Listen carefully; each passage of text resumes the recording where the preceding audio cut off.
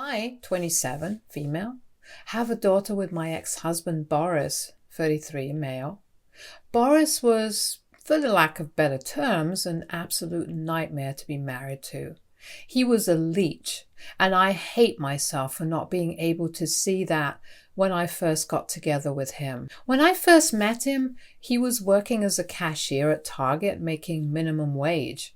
I didn't really care about his income, and when we got to talking, I felt like we connected really well, which is why I even went out on a second date with him. During those initial days, he would only pay for his share of the food, which was fine with me, even though he would be the one asking me out constantly. When we started to get more and more comfortable with each other, he started opening up about how difficult his childhood had been since his drug-addicted dad ran away, leaving him and his mother to fend for themselves. I felt bad for the guy, and I wanted to see the best in him. He told me how he had always wanted to be a freelance artist but never had the opportunity to be one. In just 2 months of dating, we were infatuated and things moved quickly. He wanted to move in with me, telling me how he was in love with me and wanted to take this plunge. I knew it was a bit fast, but I had fallen in love with him and thought it would be just fine. After moving in, Boris then quit his job and started to look for freelance jobs to pursue his dream of becoming an artist. During this time, I wanted to support his dream, so I picked up the slack of rent and bills around the house. I was the only one working, while Boris would tell me how he was looking for opportunities. He did work a few jobs, but the client would always be dissatisfied with his work, so no one would hire him for the long term.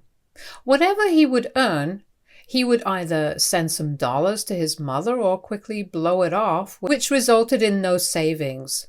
I started seeing how he would spend more and more time playing video games on the sofa while I would work my ass off the whole day. I would come home to a dirty house, which was aggravating. Whenever I would tell him to clean the place, he would tell me how he was tired after applying for jobs and that as his partner, I should be more understanding. Whenever I would see a now hiring sign with a link or QR code, I would send it to him asking him to apply, but he would give excuses like, "It's too far," or "They don't pay enough." He would mock me about how my life was so much easier and I could never understand his struggles, which was unnerving because he would literally do nothing around the house the whole day. I had met his mother once or twice and it had become quickly clear to me that she didn't like me.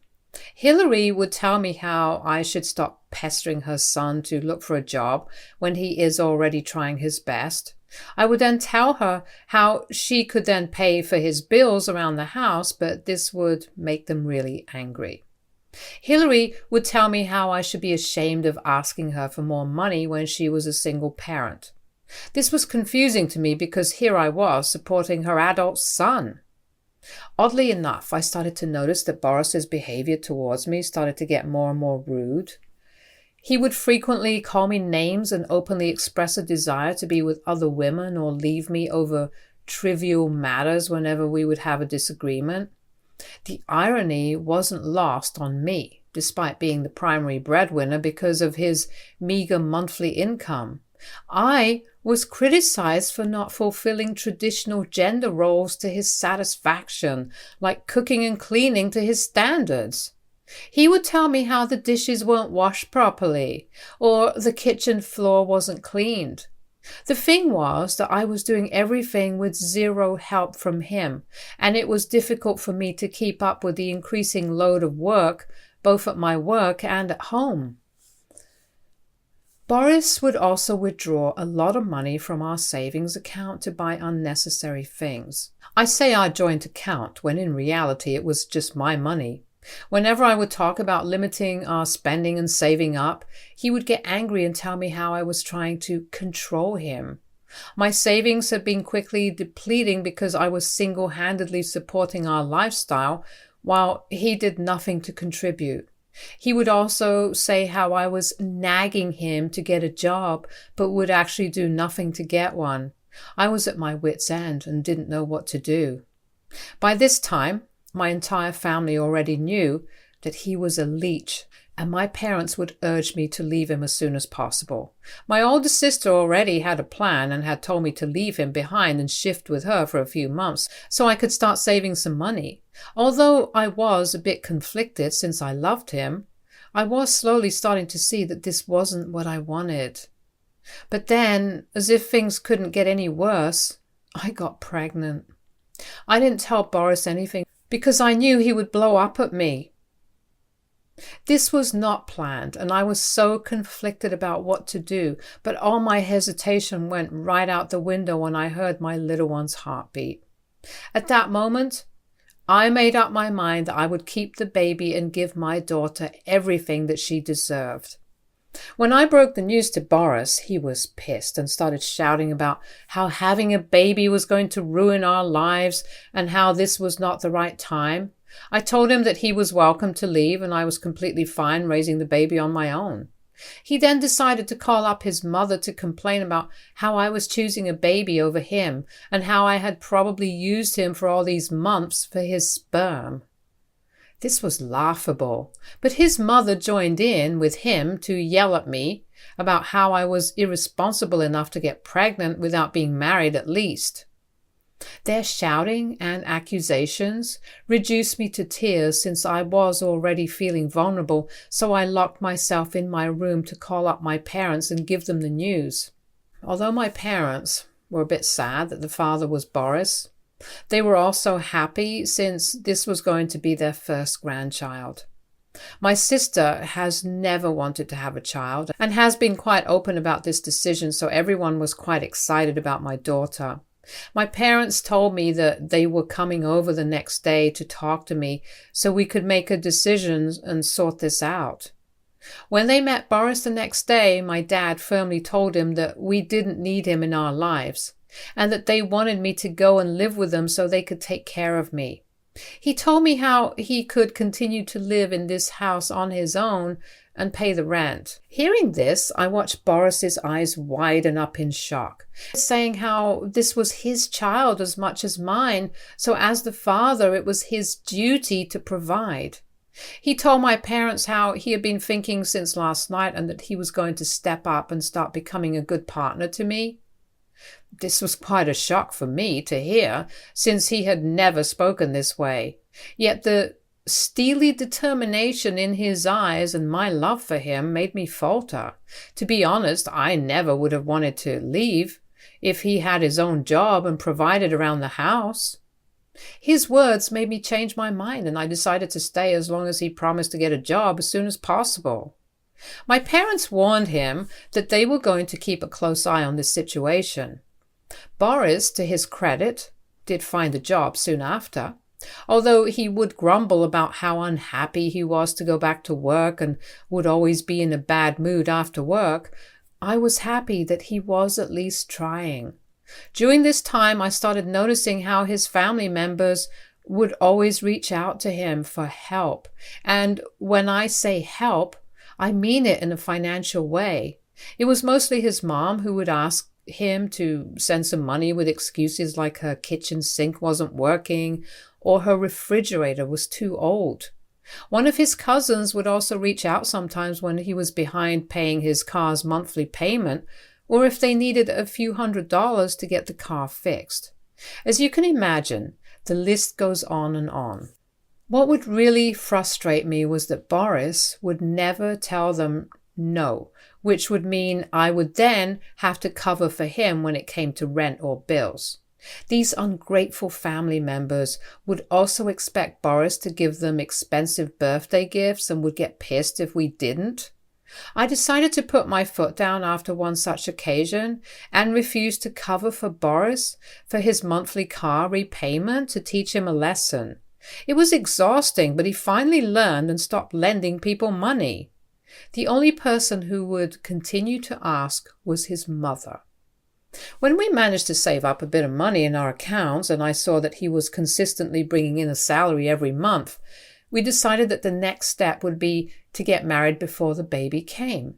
We couldn't afford any grand ceremony because we still had to think of the baby, so we had a small wedding at our local church, which my dad paid for. Throughout the ceremony, Hillary was complaining about how the venue was too small or how my dress was too modern for a bride.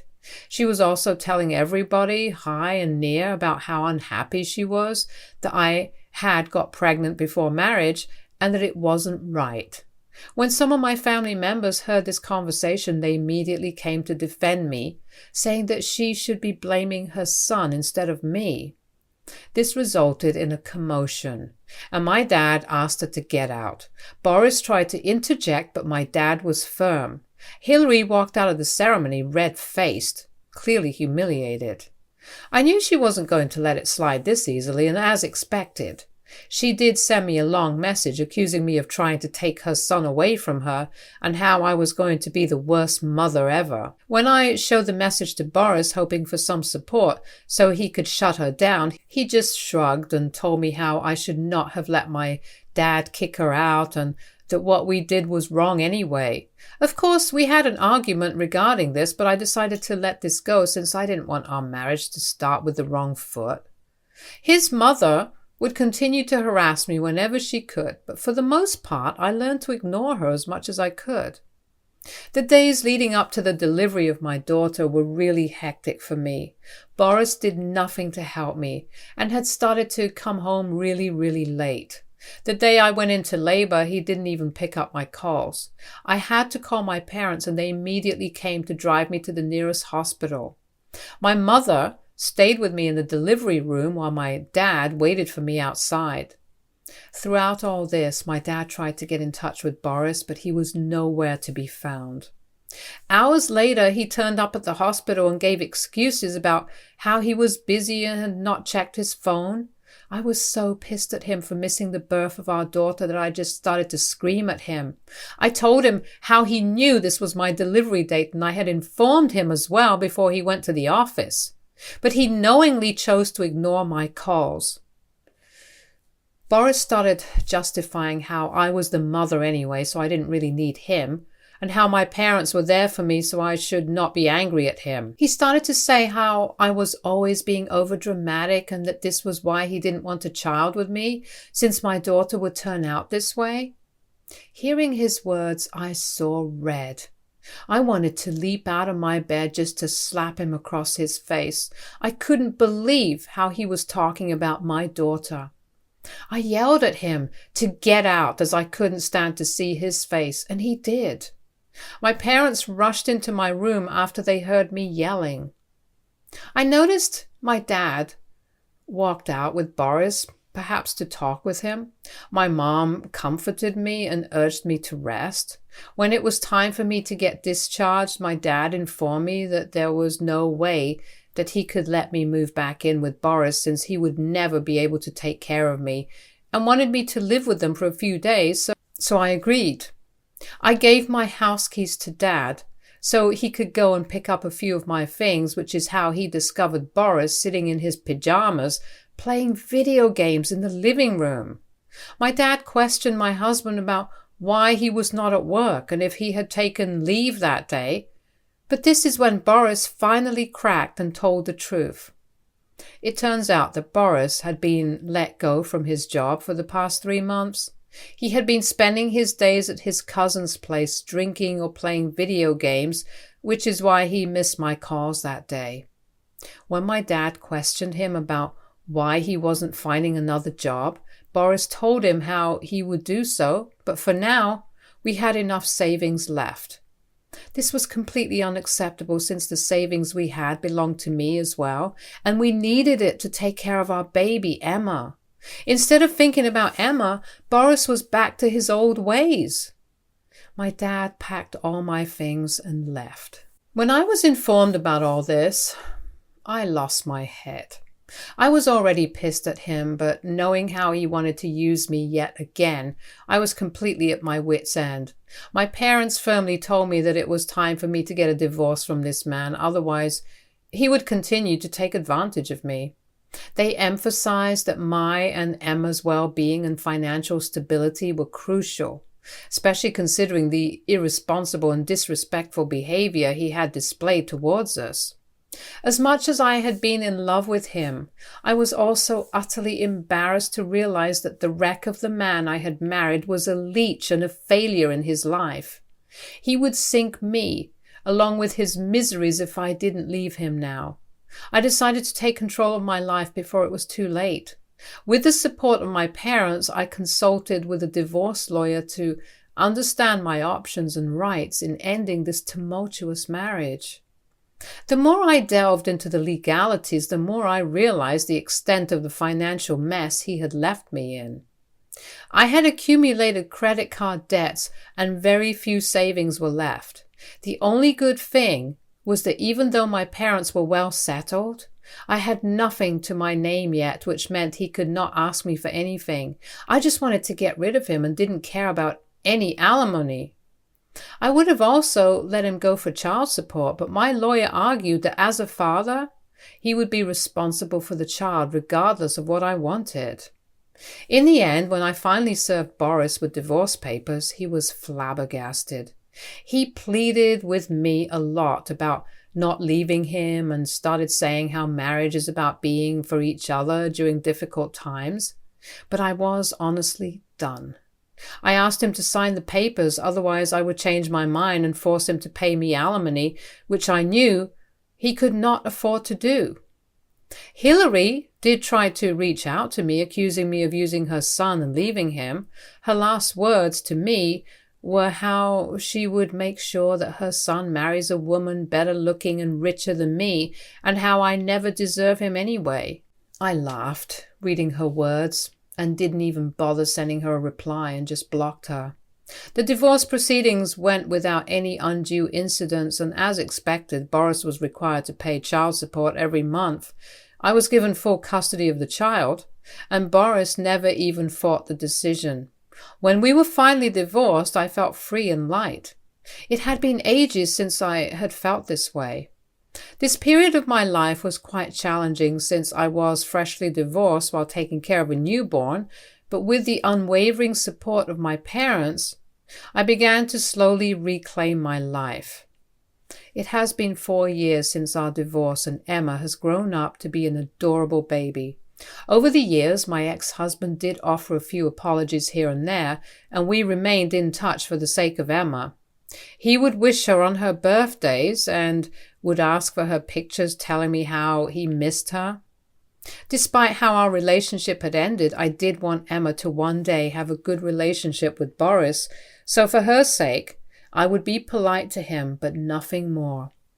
I have been dating Dax for the past year, and he has been a wonderful partner to me. Although I am still hesitant about letting him into Emma's life, I do see Dax in my future.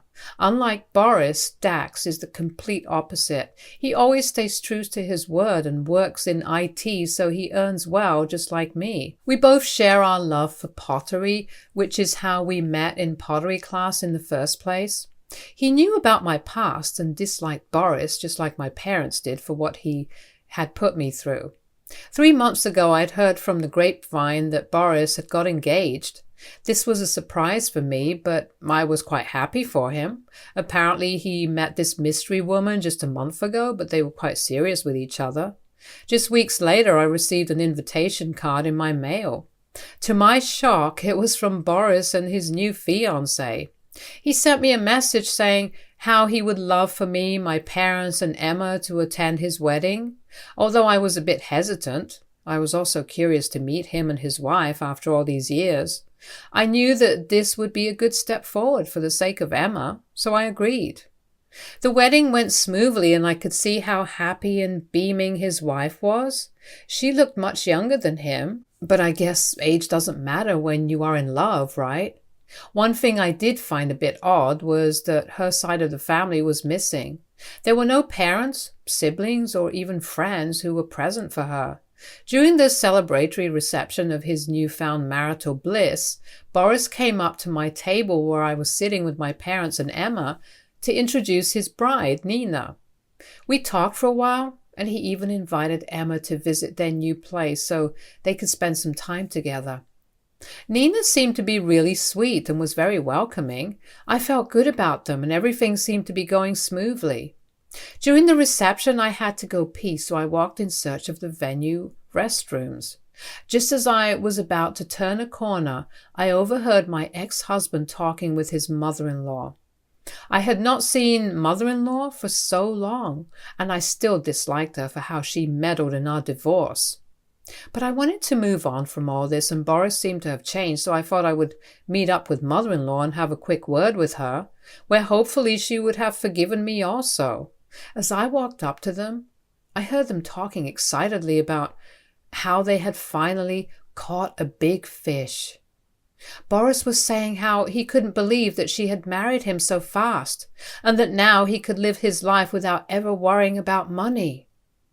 Ex-mother-in-law seemed to be whispering to him about how he needed to secure the house, and Boris kept nodding.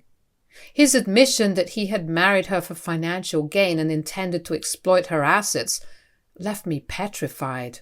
I didn't want them to think I was eavesdropping, so I cleared my throat loudly, and they looked back in shock. When Boris realized it was just me and not his bride who had overheard their conversation, he relaxed. Although I didn't want to be nosy, I couldn't shake off what I had just heard, so I decided to directly confront him. I asked him if he had really married her just for the money, and if what I just heard was true. Boris and Hillary looked at me sheepishly, and Boris started saying how this was none of my business and I should not be meddling in their business. I scoffed and told him how I had genuinely thought he had changed after all these years, but it seemed like he was still a leech. Hillary smirked and said that I was just jealous of them, since now Boris would be much richer than me and I couldn't stand to see him so happy. I shook my head in disbelief at her remark. Boris then told me how Nina was the only child of this rich family, and although he did love her, he also loved what she could provide him with, which wasn't wrong, since now he was her husband and deserved to have a good life. I was shocked by how shameless he could be and openly admit his plan. I wanted nothing to do with this, so I told Boris that what he was planning was utterly vile, and I thought, after all these years, he would have turned a new leaf, but here he was back in his old ways. Boris didn't really care as usual, so I walked back to my table and told my parents that we were leaving. They looked a bit taken aback but didn't question me. We gathered our things and left with Emma. When we returned home, I told my parents about my conversation with Boris, and they were taken aback just like me. My mom urged me to talk to Nina about this, since as women we should have each other's back. But I was afraid that Nina wouldn't believe me, so I hoped that Nina would see through Boris's lies on her own. I thought I would never have to see Boris or his new wife ever again. Just a few months later, Emma's birthday was coming up. I decided to invite all my family and friends, but I never sent any invitation to Boris. After our last conversation, I didn't want to be anywhere near him. My daughter's birthday party seemed to be going well when suddenly my ex-husband, accompanied by his new wife, made an appearance. I was shocked to see them since I had not invited them, and I looked at Dax, who was looking at them curiously.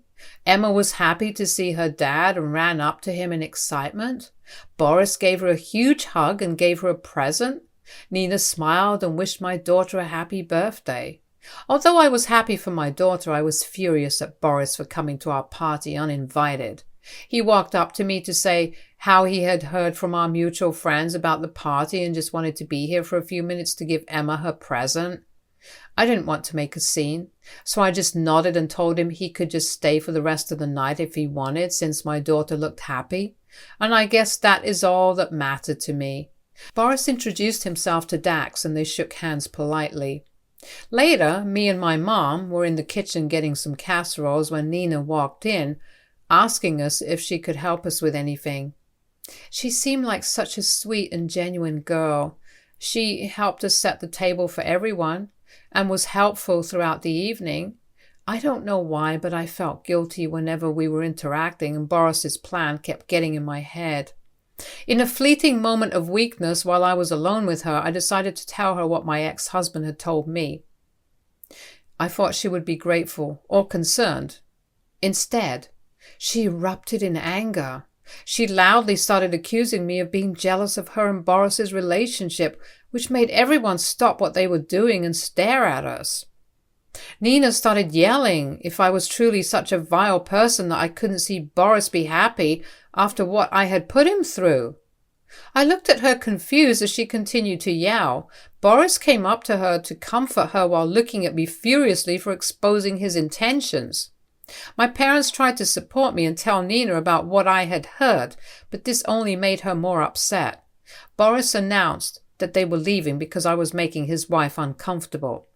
In front of everyone, they left while I was left standing as a crazy ex-wife who probably was trying to ruin her ex-husband's marriage. I was embarrassed, but to be honest, I knew deep down that I had done the right thing. At least now my conscience was clear. Unfortunately, people did blame me for ruining my daughter's birthday, but my parents assured me that what I had done was right, and we hoped that Nina would see the truth. Just 2 weeks later, there was a knock on my door. Emma was at school, and my parents were out grocery shopping, so I was alone. I opened the door to find Nina in tears. She was shaking and crying uncontrollably. I asked her if something was the matter, but she kept muttering how she was ruined. I whisked her inside so she could sit on the sofa while I went to fetch her a drink so she could calm down. I waited for her to speak, worried about what had happened to her. Nina then started recounting how I was right and Boris had wiped their joint account clean. She had never realized this, but after what I had told her, she decided to check and found that he had been doing this for a long time. He had also cleverly made sure he had been added to her house deed, so now he would have 50% of the property. When she finally decided to confront him, he admitted to everything and told her that there was nothing that she could do now, since she had willingly added his name to the house deed and made a joint account. She kept crying about how she was a fool for not seeing this sooner and how she needed to sue him so he couldn't just get away with this. She told me how when she first got together with Boris, he told her that I was a gold digger and had tried to take his money, which is why she had accused me like that at the party. But now she was realizing that he might have made up those things as well. I nodded and told her how Boris had made my life hell all those years ago and how he and his greedy mother would constantly depend on my money to maintain their lifestyle. Nina apologized again and started to beg me to help her by suing Boris. She told me how we needed to teach Boris a lesson so that he could never do this with someone else. I told Nina that I would think about it and let her know. The reason I'm hesitating is because I don't want to be involved in a courtroom drama again with Boris. Those years of divorce have traumatized me and I don't know if I'm strong enough to handle it again. Will I be the a-hole if I don't help Nina sue Boris? Update 1. Okay guys, I hear you. When I posted this, I never imagined that there would be hundreds of comments to my post. I see that a majority of you think I am an a-hole for not deciding to help out Nina, but what you all don't understand is when I told Nina no, I was also thinking of what was right for Emma. I didn't want to jeopardize her happiness and stability. She has been happy reconnecting with her father, but I guess you are all right. I should keep her away from her father knowing what I know about him. I think I have always felt guilty about Emma not having a dad, and I had genuinely thought Boris had changed after our divorce, but I will definitely try to be a better parent and keep her away from him from now on. I will reach out to Nina and talk to her. Update 2.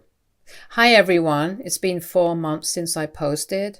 First things first, Dax asked me to move in with him, which is such a huge deal. I was hesitant at first because I didn't know if Emma would like that, but it turns out that she loves Dax as much as I do. My parents helped us move in. I have never been this happy in my life. Dax is such a sweetheart and takes care of Emma like his own. Now, coming to the main update, I did decide to help out Nina. She and her family hired the best lawyer to sue Boris for every cent he had stolen and for the house deed. All I had to do was meet with her lawyers and testify against Boris. It was nerve-wracking to be back in court again, but I knew this was the right thing to do. I want to set a good example for my daughter, so I decided to be brave and tell the truth. Boris did end up losing the case and had to pay back all the money he had siphoned off. Nina was able to save her house without having to pay Boris any alimony. Over the course of this divorce, Nina and I have become good friends. She has apologized to me several times for what she has done in the past, and I am honestly over it. I'm just glad that because of Nina's actions, Boris has been publicly humiliated since everyone has found out about her case, and they have shunned him and his mother.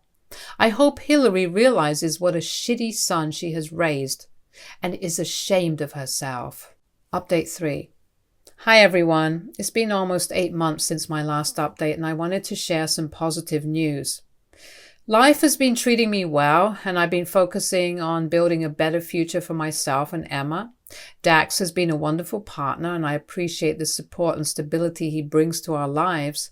Unlike Boris, Dax is an equal partner to me, and even does all the house chores without me ever having to remind him. Emma is doing great too. She's growing up to be a smart and happy kid surrounded by love and positivity.